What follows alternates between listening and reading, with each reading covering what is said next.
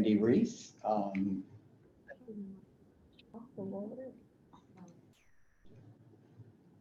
We have a rather full agenda today, so sorry we were a couple of minutes late getting started, but let's just jump right in.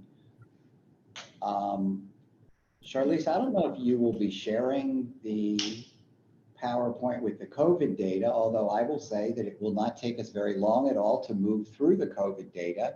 If you were here last month, the numbers are the same. I'm very happy to report. So far in the month of April, we've had no people supported by, and I hate to say this because it's only the 28th, we have 2 days left. We've had no people supported by DDA who have contracted COVID this month. So we are still at a total of 808 people supported by DDA who've had COVID. That breakdown is the same now as it was last month. We post this on our website every week, so people can always check on the website to see the update. The 808 people break down as follows. In host home, there are 24. Intermediate care facility, 153. Mental health facility, there's been 1. In natural homes, 180. In residential habilitation, 62. In out-of-state placement, 7. In supported living, 378. In nursing homes, 2. And in a correctional facility, 1. Obviously, no people contracting COVID required hospitalization in April, as no people contracted COVID. On a positive note as well, we have no one has had a confirmed COVID death since September of 2021. Our vaccinations actually dipped a little.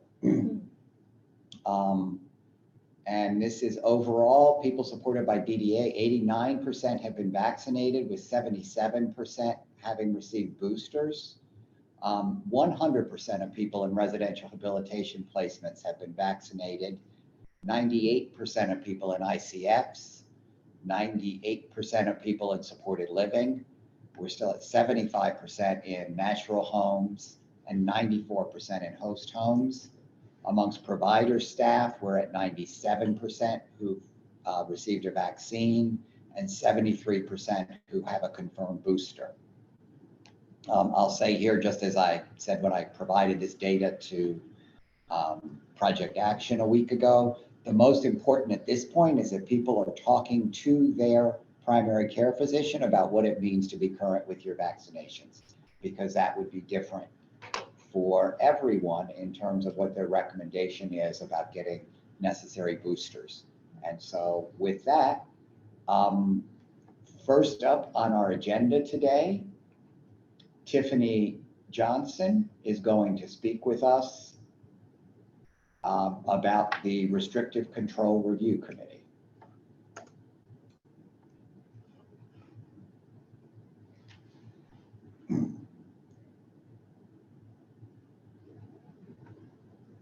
Tiffany. Sorry about that. Good morning, everyone. How are you doing? You should be able to see my screen. I wanted to invite you to join the Restrictive Control Review Committee. As you know, this is one of 2 committees which the Office of Rights and Advocacy facilitates. The steps in the process to become a committee member are to complete the committee member application. Then we invite you to attend one of our RCRC meetings, but also if you would like to be a member of the Human Rights Advisory Committee, these same steps are applicable. If you are approved and you still feel like you want to become a committee member, which I'm sure you will, after visiting one of our meetings, you would receive training on all of our policies and procedures. And then lastly, because we will be reviewing confidential information, we would ask you to sign a confidentiality agreement. So your primary role during the meeting is to review the documentation provided And then during the course of the meeting, making recommendations regarding the efficacy of any proposed restrictive controls.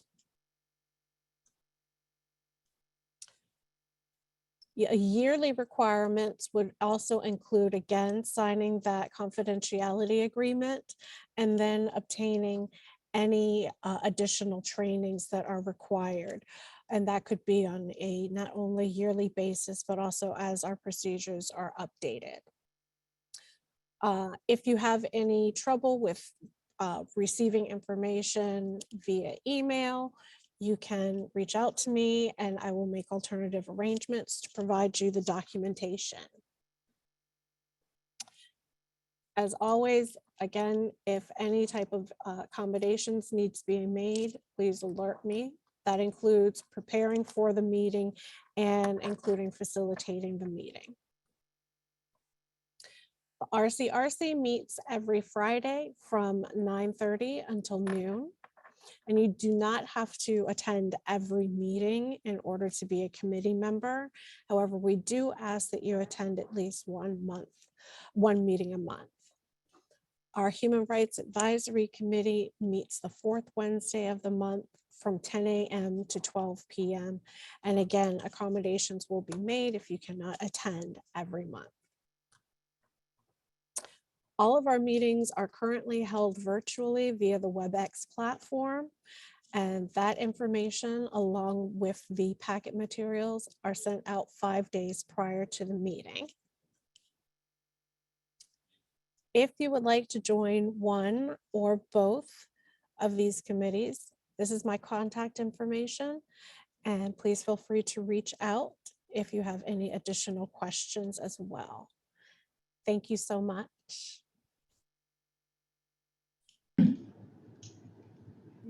Thank you very much, Tiffany. If there are any questions for Tiffany regarding the Restrictive Controls Review Committee or how to get more information about becoming a member, if people could just put that in the chat. There's one question in the chat. Okay, otherwise we will move on. Our next presentation Director, is... There's one question in the chat. They wanted to know what is the target number for members at the maximum? Our policies do not dictate that there is a maximum. So if there are volunteers, we will surely have a need for them and thank them for their service. Yeah, we're not worried at this time about having too many volunteers, are we, Tiffany? No, not at all. We definitely need more volunteers.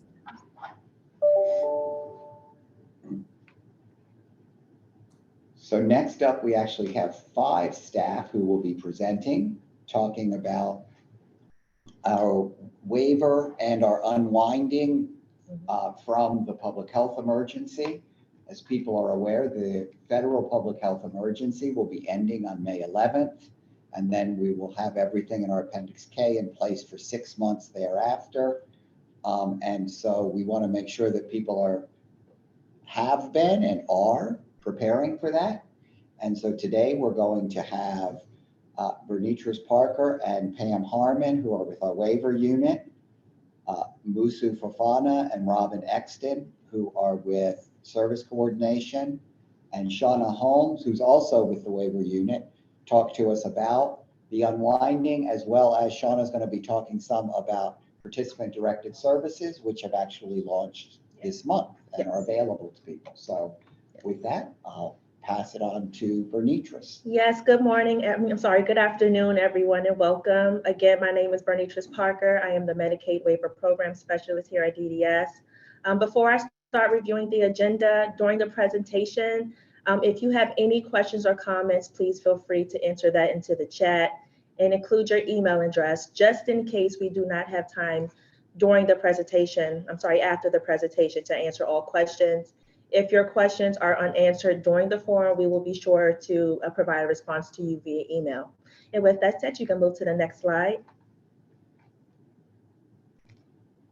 So today's agenda, again, will include the unwinding, the flexibilities that were approved through our Appendix K, then service coordination preparation to support persons for the ending of the public health emergency.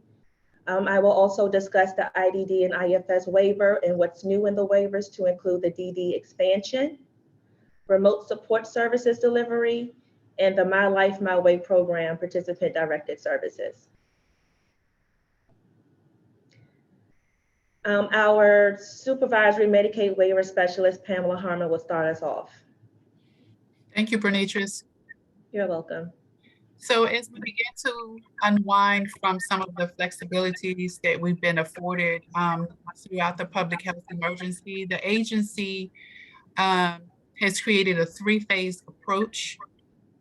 And that first phase is service coordination scheduling of IDGS meetings as needed to prepare supported persons for the end of the health emergency. We want to ensure that persons supported have a solid plan in place to transition throughout the ending of the health emergency as we begin to unwind. And then the second phase is the unwinding of service authorization flexibilities. And the final phase is a return to normal operations. So those flexibilities and enhanced rates will cease 6 months post the ending of the public health emergency, which is effective November 11th, 2023. So on the screen, you'll see a timeline that we will implement as we unwind from the health emergency. And just to advise you what to expect over the course of the next several months. So the unwinding related activities, as you can see, begin in May of 2023, but they extend all the way until November when we finalize the unwinding activities. So between June and September, service coordinators will facilitate IDD team meetings to assist persons served with making informed choices about meaningful day and community options.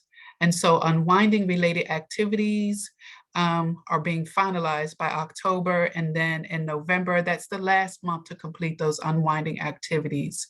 So you'll see, as I mentioned before, the enhanced rates will end.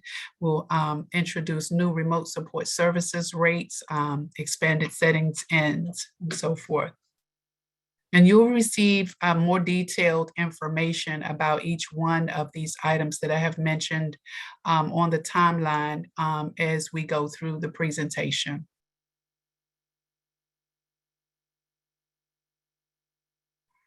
So we listed what our 8 appendices were for Appendix K. I won't take the time to read through each and every one of them, but this just basically summarizes the flexibilities that were afforded to persons served during the public health emergency.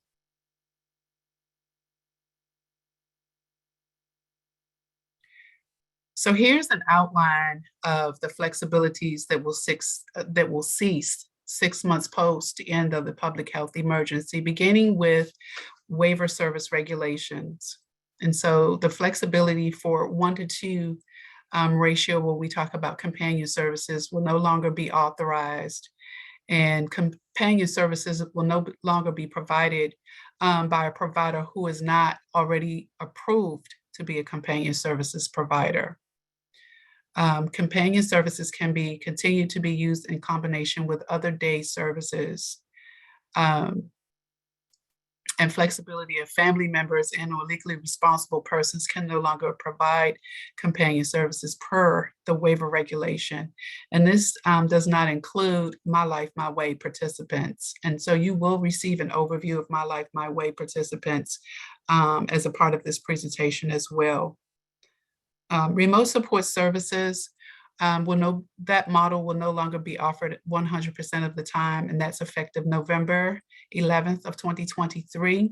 And so the new remote support services for some waiver services, which will also be outlined in this presentation, become effective November 11th, 2023. And so some waiver services will continue to be provided remotely as approved by the waiver renewal and the IFS waiver amendment. day program services will return to facility or community-based settings, and staffing ratios for day and individualized day can no longer be modified when provided remotely per our regulation. Staffing ratios for day and employment readiness services, which we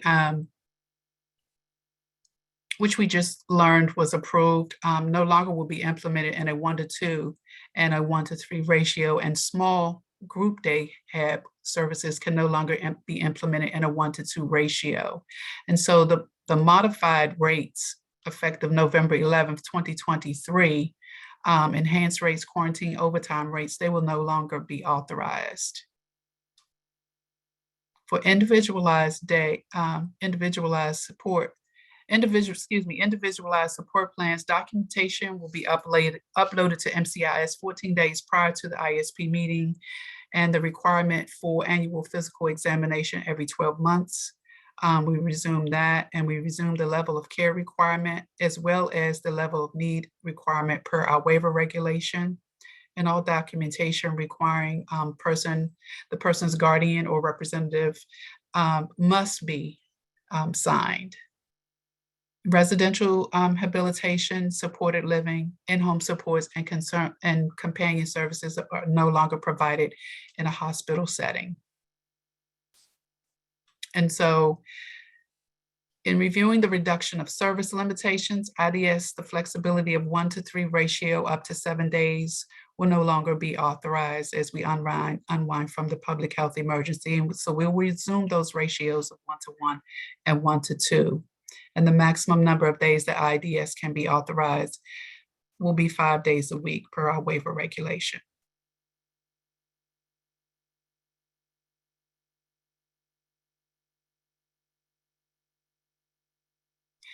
So unwinding from the direct support professional training requirements includes resuming initial and annual training of CPR, first aid, pre-service and in-service training, first aid training considered sufficient to satisfy the annual certification until 45 days ending the public health emergency, resuming pre-employment background checks upon hiring, resume in-person and timely training of persons' ISP, health management plan, behavior support plan, individual program plan, person's emergency preparedness plan, nutrition, specialized dining techniques, transfer and mobility procedures, seizure disorders and protocols, medication side effects, and the introduction to human rights, incident management, and introduction to developmental disability and adaptive equipment.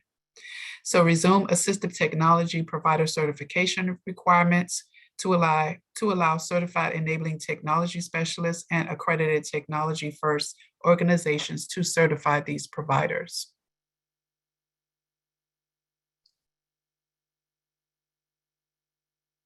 So we've included some links to our standards governing the eligibility for our home and community-based waivers.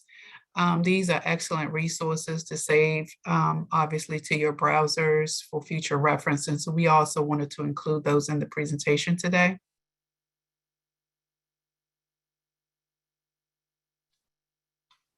And so next, I'll turn this presentation over to service planning and coordination, where we'll hear more about the return to community-based services.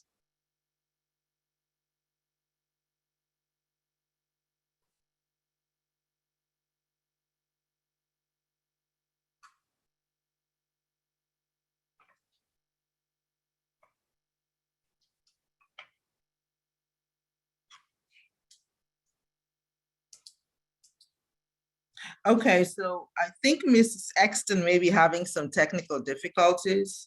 So I'm gonna go ahead so we don't hold up the meeting. In this presentation, we're going to talk a little bit about service coordination activities.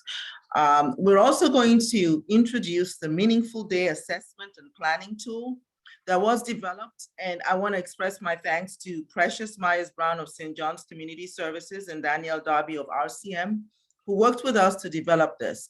They had previously worked with service coordination and QAPMA on developing the community participation assessment questionnaire. And their input was very valuable to this process. Next slide. So basically what we want to understand is what is the context and why are we doing all of this? DDS wants people supported to be able to reconnect with their communities. And this has to be done consistent with the preferences and the assessed needs of the person.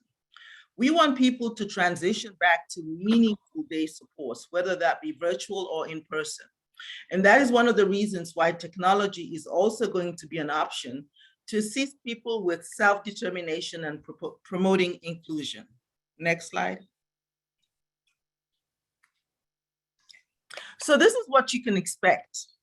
From the interdisciplinary teams, they're going to support people with identifying the necessary steps to help them adjust to the new normal. We hope that we can incorporate lessons that we've learned from the public health emergency into meaningful day supports. For everyone that's receiving 3 or more days a week of companion services, the team is going to meet to complete the meaningful day assessment and plan. And that is to assist people with identifying their preferences and their needs. We're hoping that out of these meetings, there will be amendments to current day service authorizations and that most people will choose to return to virtual or in-person meaningful day supports. With regards to service coordinators, they started in-person ISP meetings and in-person monitorings in February 2022. And what service coordinators will do is initiate person-centered meetings, and we call them MAP meetings, which is the Meaningful Day Assessment and Plan, where they will talk about what does a meaningful day look like for a person and how can they help a person achieve that. Service coordinators will also conduct quarterly reviews for people receiving more than 3 days a week of companion services. And we are going to build specific questions into the residential and natural home monitoring tools to facilitate these reviews. Providers will be required to upload individualized day and residential schedules to MCIS. And again, as usual, kind of maintain that documentation of meaningful day activities. To the extent that people need support to explore various day support options, various day service options, we hope that their residential providers, their in-home support providers will assist them with exploring various day support options and share details of these activities with the team. Next slide.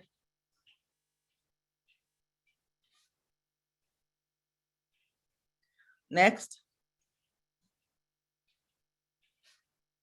Okay. Thank you. So again, just to recap, the Meaningful Day Assessment and Plan, the MAP, is to be completed by the team for all people receiving 3 or more days a week of companion services. And again, we want to make sure that the schedule, whether for companion, is available for review during the MAP meeting. Next slide. So now we're going to look at what does this tool look like? Well, the first section of the tool starts with looking at the current day supports that a person is receiving. What services are they currently authorized to receive? And what day supports were they receiving as of March 1st, 2020? And we use that date because we kind of figured that was pre-pandemic before we did all the authorizations to allow people to stay home and receive companion services. And then section 2 looks at what are the preferences for the person? How does the person want to engage with their community? And so there's a bunch of questions there. And we basically want to know, do you want to explore new interests or hobbies? Does the person want to socialize with friends and peers? Are they interested in engaging in more physical activity, getting a job, employment options, volunteer, self-advocacy? Is this a person that needs support to make an informed choice about the day setting that best works for them? Is this a person that's interested in remote support or assistive technology? Would the person want to participate in a virtual day program? These are some of the things that we will ask people about their preferences in this tool. Next slide. And then we're going to talk about what are the barriers to the person participating in the community. We all know that people have been home for a while. Obviously, there's going to be some hesitancy. Some people are going to be concerned about COVID. Some people may, again, want to explore various day support options. Some people may be interested in participating in virtual day supports, but lack access to two-way audio-video communication. Some people may find it difficult finding a day program that meets their needs, or the program that they want to attend is not ready to accept participants. We also recognize that some people may have a medical condition that makes it difficult for them to participate in day activities, and that could be temporary or permanent. And so this is a section where we can document that information. Next slide. And then we move to where the IDT actually looks at the companion supports that the person is receiving and looks at the quality of those supports. The idea is that when we look at the quality of the companion supports, we're going to go back and look at what the person says they want to do during the day.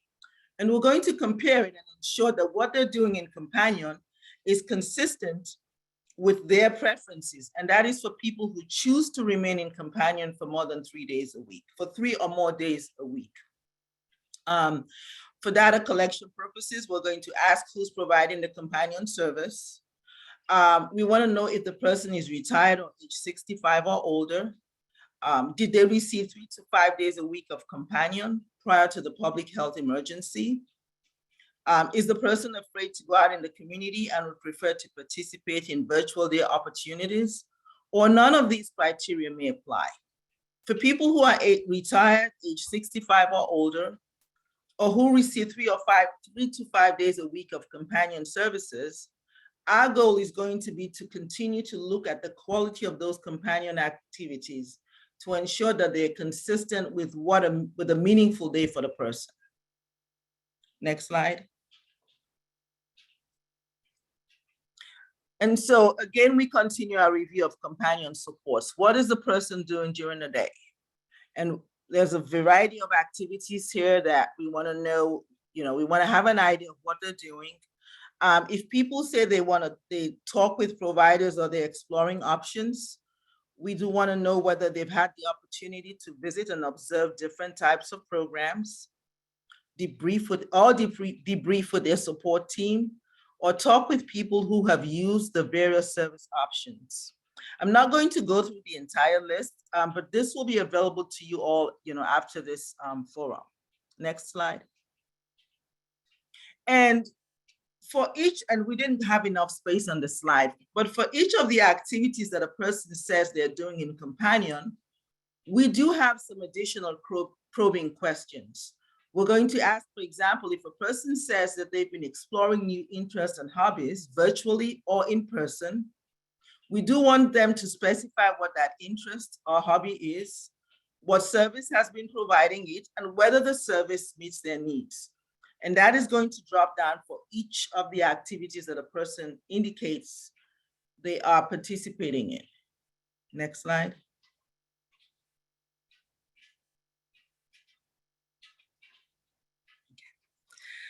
So now we come to the end of the tool. And the end of the tool really looks at what was the outcome of the conversation. Did the team decide to amend the ISP? Does the daily schedule need to be updated? Does the person need to be referred to alternate day supports or services? Or maybe for an assisted technology assessment? And if a person is going to continue to receive 3 or more days a week of companion, we want to know whether they meet one of these criteria here. Next slide. And so this is an example of people out in the community engaged in various activities. What we're hoping will come out of this team meeting is that we'll not only get a better sense of what people that remain in companion 3 or more days a week are doing, but we can also support people who want to transition into a more meaningful day with identifying their interests and kind of facilitating that transition. Thank you.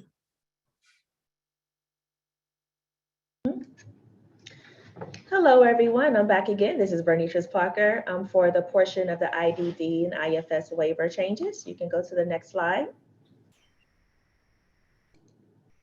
So the changes to both the IDD and IFS waivers included the eligibility to include persons with developmental disabilities without a diagnosis of an intellectual disability. So this expansion is in both the IDD and the IFS waivers. We also added a new service delivery in both waivers to include remote support services. Additionally, there was a new service added in the IFS waiver amendment, which is participant-directed services, which is a part of the My Life, My Way program. Next slide. Our current enrollment for the IDD waiver is 1,827 persons. We have 116 available slots. In our waiver year 1, we're in our first year of the IDD renewal, so we have 1,943 unduplicated recipients. For the IFS waiver, we're currently in waiver year 3, and we can have up to 90 recipients. Currently, we have 12 enrolled in the waiver, and we have 78 slots available. There is an increase of 20 slots per year for the IDD waiver, 30 slots increase each year for the IFS waiver. And these enrollment numbers are as of March 31st, 2023. And currently we have 17 applications pending for the IDD waiver and 8 pending applications for the IFS waiver. Next slide. These are the services available in the IDD waiver. There have not been any changes of removal or adding any services. So these are the services currently available for those in our comprehensive waiver. Next slide. Our IFS waiver, we have one new service, which is the My Life, My Way program, which is participant-directed services, in which Shauna will talk about later. This is also a service that most refer to as self-direction or consumer-directed. And what's special about the IFS waiver is that it's primarily for persons who reside in their natural homes who do not require any residential supports.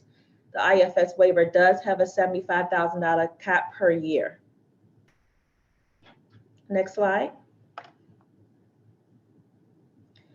So the new service delivery of remote support services are provided to persons enrolled in both the IDD and IFS waiver who can utilize equipment, technology needed for remote supports as recommended by their support team and assessed by the shift enabling technology provider. The support team will utilize the assessing interest in remote supports and technology tool to assess whether the person has the ability to benefit at different levels and hours of remote supports engagement, and to determine how many hours the person can engage in the service delivery for the appropriate waiver services.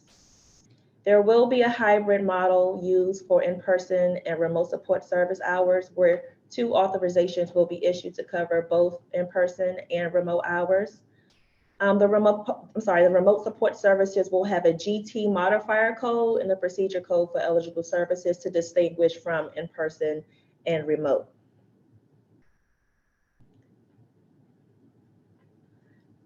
So these are the services that will be available for remote support services in both the IDD and IFS waiver. Again, the remote support service delivery will begin 6 months post the ending of the PHE, which is November 11th, 2023.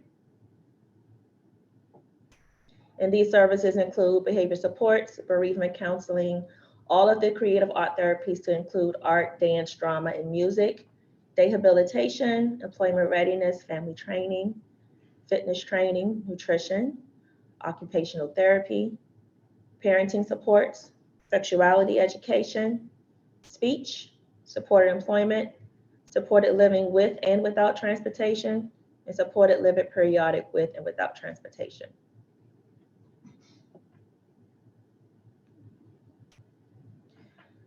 Some remote support services will be a separate billable service with a specialized rate different from in-person services. The rates that will remain the same as in-person rates are bereavement counseling, the creative art therapies, fitness, nutrition, occupational therapy, sexuality education, speech, and supported employment. The remote support service deliveries that will have a different rate than in-person services are day habilitation, employment readiness, supported living with and without transportation, and supported living periodic with and without transportation. The transportation component for supported living with transportation, remote supports, and supported living periodic with transportation will maintain the same rates as in-person rates. Just the transportation component will maintain the same rates. Next slide. So there are some limitations for remote support services. Services cannot be delivered remotely 100% of their time. And that's for the majority of the services listed here. I do want to point out for supported living daily, it requires in-person visits and may be delivered remotely up to 75% of the time. For supported living specifically, it will be a situation where a person can receive 100% remote supports, because the way that the rate is built, there will be 2 hours in the beginning of the shift and 2 hours at the end of the shift where that person will receive supports as well. Next slide. So the staffing ratios for remote supports are going to kind of mirror some of the ratios that we had during the pandemic. For supported living remote supports, the staffing ratio for awake daytime hours is 1:6, and they must have an active and continuous engagement and contact with the remote support platform. The supported living overnight ratio is 1:15. Staff should be available during their service hours and document that they are continuously engaged with the person and or the remote supports responder platform to bill for hourly services rendered. Corresponding on-call remote support staffing ratio during waking hours is 1:10, and sleeping hours is 1:20. Day habilitation 1:1. Day habilitation small group and employment readiness staffing ratios are 1:6, and the same active engagement is applicable here too as it is for supported living. Next slide. So the participant directed services will be explained by Shauna Holmes. All right. Hello, everyone. Again, my name is Shauna Holmes. I'm the PDS program coordinator here at DDS. So a little bit about participant directed services. So as Bernie pointed out earlier, all self-directed services, you may hear them labeled as consumer-directed services. It just varies depending on where you are in the US.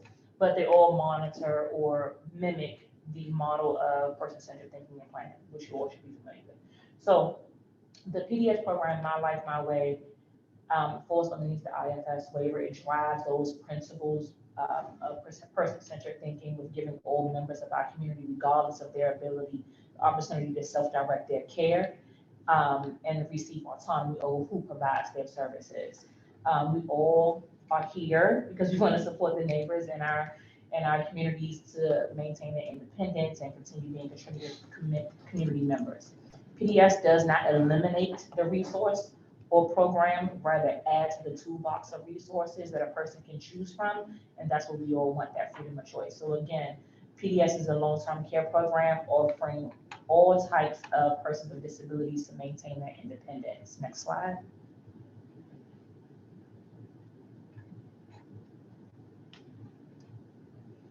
All right, so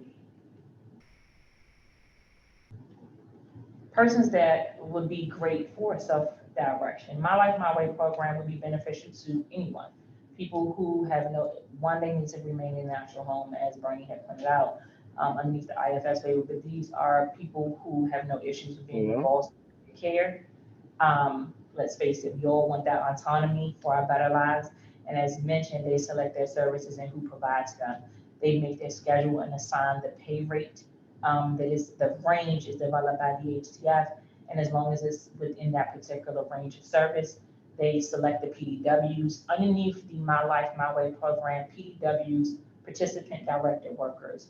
These are individuals that will be participant can select for their care, depending on the services that they select underneath the My Life, My Way program. And though the participant can select an authorized representative in addition to self-directing, we still, in that authorized representative could be a legal guardian appointed, it can be an appointed authorized representative, and though they may have an appointed or self-directed authorized representative, we still encourage participants to still be a part of their planning and their care as much as they would like to, and as much as they would like to manage within the My Life, My Way program. Next slide.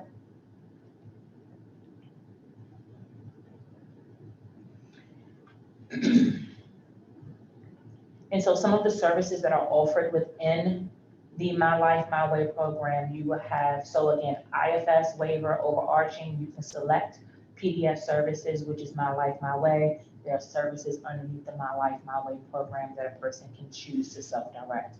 One being in-home supports, individualized day supports, 1-to-1 ratio, companion services, 1-to-1 ratio. Clicking. She had to click enter. Oh, I think you can just click all of the slides. I don't know why there's a transition in there like that, but yep. And yep again.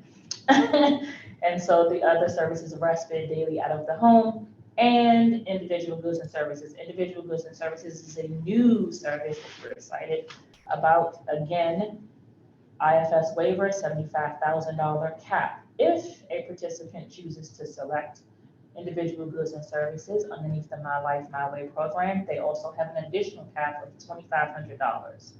That is inclusive of the $75,000. If a participant chooses not to utilize all $2,500 set aside for individual goods and services, that balance can go back into the $75K to be utilized in another area of their services. Next slide. So we're going to talk a little bit about what individual goods and services is, since this is a new particular service that many of you may not be familiar with. As I mentioned, IDGS, individual goods and services, are services or supplies not offered through the IFS waiver or an additional state plan. A good would be considered an item, one-time item purchase, i.e. microwave, humidifier, electric toothbrush, anything that would assist a participant with accomplishing their goals in their plan of care. Services would be a reoccurring frequency of payments, cleaning services, dry cleaning, gym memberships. If a participant selects individual goods and services, there is a list of allowable and non-allowable goods and services. Again, they cannot be paid for through another particular program or state plan, and it should increase a person's participation and independence in the home and community, promote their goals within their ISP. Next slide would be an example of how an individual good and service could be utilized. So individual goods and services are purchased within the budget. There's a spend cap again of $2,500 per budget year. Individual goods and services are available to participants who are enrolled in the My Life, My Way program underneath the IFS waiver. So for example, if Ms. Smith sets a goal in her ISP to cook 2 meals independently each week, and she needs an air fryer or microwave to do so, the air fryer may cost $100. I know that's not a real price, but for simplicity here, it's $100. The participant and the service coordinator have already discussed that Ms. Smith would use $10,000 in PDS services in one of those other 4 categories. If the client does not use all of the allotted $2,500, as I mentioned before, it goes back into the budget. So the example you have here on your screen is Ms. Smith says $10,000 for participant directed services minus the $100 for the air fryer. That leaves her with 9.9 to utilize for her remaining of her budget. She's still underneath the 75K, so she can throw some more services in if she wants to. Next slide. I don't want to cut in. I just want to say those are caps, not goals. Yes. Go ahead. Caps, not goals, guys. Yes. So it's not the goal to spend all the $75,000. So here's the process of enrollment for a participant who would like to enroll into the My Life, My Way program. And so as you see here on your screen, our service coordinators and our intake staff play an intricate role in gearing people up, educating them on the My Life, My Way program. So first, a person would obviously meet with their service coordinator, complete their ISP, and calculate the service goals. We have worked diligently here at DDS with building out the IFS calculator to assist with monitoring how those services are calculated. So it is not a goal of utilizing the 75K. It also helps with the person as they transition to work with our vendor, fiscal manager, GT Independence. Step 3, once the ISP is approved, the program coordinator, yours truly, will receive a tickler stating that the person is interested in participant-directed services. I will then hold a very detailed meeting with the support team, whoever they choose to bring to that meeting, to educate them on the roles, responsibilities of the participant rep employee, which you see here in step 5 is a pre. The participant rep employer decides to enroll in My Life, My Way. They will then communicate and work in conjunction with our fiscal management agency, GT Independence, which is in step 7. Their support broker through GT Independence will manage and monitor the utilization of their budget. And so I'll pause here for just a very quick second. So it's not in replacing a service coordinator, they work in conjunction. Service coordinators assist with implementing the services that are needed to support the participant. GT Independence and the support broker work in conjunction with service coordinators in monitoring the utilization of the money spent for those services. So in step 9, the support broker will also, and GT Independence will also confirm enrollment paperwork. So when a person chooses to self-direct, they become the entity, the provider agency. They become the sole proprietor of their services. No one can do that one job alone. And so we have GT Independence in place to assist with the fiscal management of those services. Their PDW gets enrolled as the employee of the rep or the authorized representative.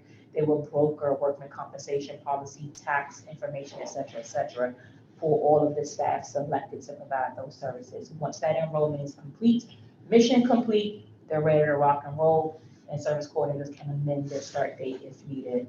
Next slide.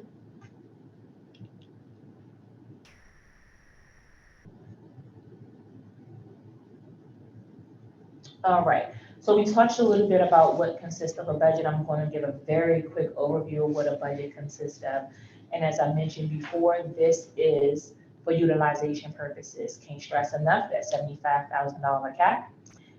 With the $2,500 allotted for individual goods and services. Again, GT Independence works with the participant and their service coordinators to assist them with hiring PDWs and implementing all of the HR paperwork that comes along with hiring a PDW. GT Independence will also monitor on a monthly and quarterly basis the utilization of services. And so they will have a monthly printout of how each service is being monitored. And that would assist service coordinators and any other member of the participant support staff in seeing how the funds are being allocated for service. So they have a complete wraparound of services. We really encourage people who want to self-direct, have that autonomy over the services that they can provide. Again, that's respite, companion, individual day supports, one-to-one, and in-home supports, and of course, individual goods and services. If you have any questions, my contact information will be at the end of this slide. Thank you for your time. We have one more slide, the fact sheet. Do I? One more slide. Next slide, Next slide. please. And this is our My Life, My Way one-pager fun fact sheet. You can select it here on the link, and it will take you to all things My Life, My Way. Next slide. So with the time that we have left, we will be able to answer any questions in the chat. However, as the introduction was given prior to starting the presentation, if you have any questions regarding remote support services or the unwinding from the public health emergency, feel free to contact myself, Bernice Parker, or Pamela Harmon, which is the Supervisory Medicaid Waiver Specialist. And as Shauna just said, if you have any questions regarding participant-directed services, you can also contact her. For any questions regarding to returning to meaningful day supports in the MAC, please contact Service Planning Coordination Division Program Managers to include Musu Fafana, Robin Exton, Rode Bernadette, or Sharon Moses. And I think that's it, right? Yes. Yes. Right. Thank So we're you just very much. That was a really comprehensive presentation. We did get a few questions. As I said before, any questions, please put them in the chat and we'll get to them now. The first question I saw was, will the clock for beginning of the resumption of annual physical exams begin on 11/11/23, or will there be findings beginning 11/11/23? So the flexibility ends November. The public health emergency ends May 11th. All flexibilities in the Appendix K end November 11th. So if a service coordinator, health and wellness nurse was doing a monitoring visit on November 12th, and a person had been due for an annual exam in September and they didn't get it, you're correct. That would be a finding on November 12th. I want to reiterate something I've said from the beginning since 2020. I know for myself, I've managed my own healthcare during 2020. It meant remote, it meant online visits with the doctor. And since then, everything seems to be back to normal. People should be getting routine healthcare in order to maintain their health. And so providers, people supported should be thinking about starting, if they haven't already, starting now. Routine medical care needs to happen as scheduled. It says, regarding the ISP meeting documents required prior to the meeting, I believe the current annual ISP policy says at least 10 days prior, not 14 days. Please clarify. I looked at the policy while Bernitris was presenting. The policy does say 10. It says 10 business days, which works out to 14 calendar days. Oh, I did not hear parenting supports covered under the rate changes or rates that will remain the same. Please inform. So yes, that was my omission. Parenting supports is offered remotely, and those remote support rates will maintain the same in-person rates. I will make sure to make that correction inside the presentation slide. Thank you. Do people on the IFS waiver have to pay toward the cost of care? No. Cost of care is paid for cost of residential supports, and people in the IFS waiver do not receive residential supports. So that was actually the last of our questions. Wow, okay. If there are any other questions, feel free to either type them in the chat or unmute and ask your question. Otherwise, we could end. As I said, this presentation will be posted online by next Wednesday. All of our meetings are recorded, and the recording is also online in answer to a question I just saw. So the recording, the transcript, and any presentations from the meeting are all posted on our website. Perhaps, Charlisa, you could type in where people can find that on the website. And that is done by Wednesday of the week following the forum. And just really quickly, I want to reiterate what Shauna presented. So for the participant-directed services, I know we often reference the PDS budget, but that is the IFS waiver budget in general. So if a person elects to have PDS services, that whatever services they choose to utilize, it still has to remain within the IFS waiver budget of $75,000. So I just wanted to clarify that just in case there was any confusion.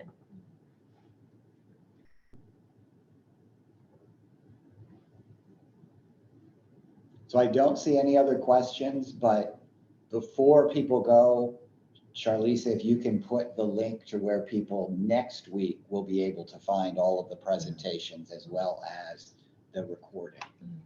Oh, and I'm sorry.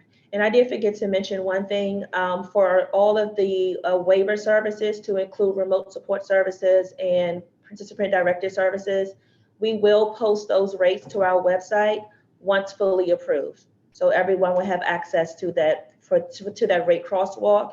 And it is waivers desire as well to post the rate crosswalk to the providers' dashboards. Elizabeth Wallish from our office also, you can unmute Elizabeth. Great. We're having a provider fair this summer, and as we talk about resuming, or well, for some people resuming day services, many people have been there for a while, but anyway, all the different options that will be available, we will be having the provider fair. Elizabeth, if you want to unmute and talk to people about that. Sure. I had a flyer to share with everybody, but that's okay. Just excited to announce this year's annual 2023 DDS Provider Fair will be held on Wednesday, July 19th at the Washington Convention Center. It'll be from 10 a.m. to 6 p.m. And we have a link for you to register to vote that will be sent out in the next few days from DDS. So please, providers, look for this email that will include the registration link. And we want to make a special note that there's a deadline for registration of May 20th. And we can't guarantee any space availability after that registration period. So we encourage you to get on there and register your organization so that you can provide literature to the general public during this provider fair. So we can't wait to have you all be there. What is that date again, Shauna? Sure. Wednesday, July 19th from 10 a.m. to 6 p.m. at the Washington Convention Center. And these details, of course, will be in the email that gets sent out that will include the registration link. Thanks, everybody. Time is in the chat. Sure, I'll put it in there. It's there. Oh, okay. Mark put it in. Thanks, Mark. Mark also put in the link for people that want to get access to any of the presentations and the recording from today's meeting. Okay, she got it. Okay, cool.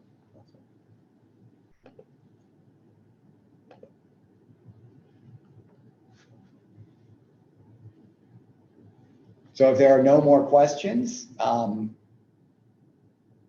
have a nice rest of your Friday and a wonderful weekend. And we will talk with everyone again in a month. Thank you.